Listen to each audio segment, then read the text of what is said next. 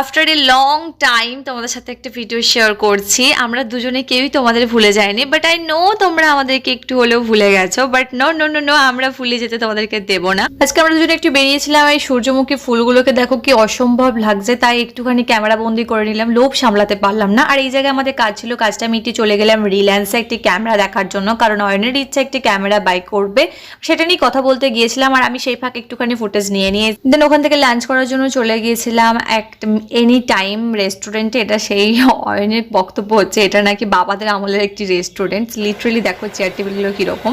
এখানে ফার্স্টেই আমরা কোল্ড ড্রিঙ্কস খেয়েছিলাম, কারণ রোদের মধ্যে ঘুরে আমাদের একটু ঠান্ডা খেতে ইচ্ছে করেছিল। দেন আমরা ধোসা অর্ডার দিয়েছিলাম। আজকে মঙ্গলবার ছিল আমার নিরামিষ, তো সেই কারণে আমি এখানে একটু পনিরের স্পেশাল ধোসা খেয়েছিলাম, আর ও মশলা ধোসা কিছু একটা খেয়েছিল সামথিং, বাট দুজনেই ভাগ করে খেয়েছিলাম উইদাউট পেঁয়াজ আদা রসুন ইটিসি।